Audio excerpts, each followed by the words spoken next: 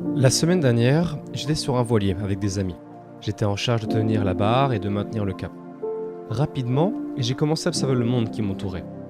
Le claquement des vagues sur la coque, les mouettes qui planaient au-dessus de nous, mes amis qui bataillaient contre le mal de mer.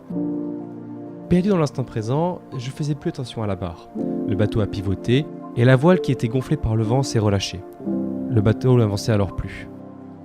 Pour ne pas refaire l'erreur, je me suis concentré uniquement sur le compas et cette aiguille qui nous indiquait la direction. Et à ce moment, je faisais plus attention au monde extérieur et rapidement, je me suis ennuyé.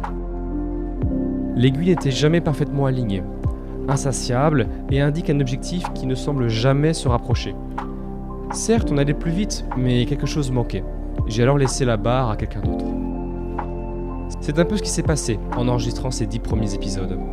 J'avais un premier objectif, mais au bout de 6 podcasts, entre la découverte de la technique, le montage, la com, le réseautage, j'ai oublié pourquoi je faisais ça.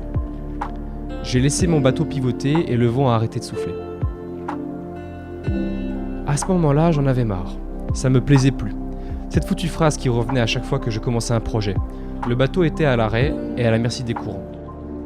C'est vraiment quand j'ai interviewé les fondateurs de la pagaille et Thomas que j'ai compris la subtilité. On doit prendre plaisir à parcourir le chemin. Mais il faut toujours se rappeler pourquoi on fait tout ça. Et si on se focalise trop sur l'objectif, le plaisir s'en va et on abandonne le navire. Les projets, c'est un subtil équilibre entre plaisir de l'instant présent et objectif fixé. Ça demande une vraie discipline de ne pas s'oublier dans l'un de ces deux camps. C'est vraiment cette leçon que je retiens de l'enregistrement de ces 10 premiers épisodes. Et le savoir est une chose, mais l'appliquer en est une autre. Si vous avez déjà été confronté à ce problème, dites-le moi comment vous avez réussi à résoudre ce problème. Je serais ravi d'entendre comment vous vous êtes débrouillé et ça pourrait aider d'autres gens. Je vous dis à très bientôt. Pierre.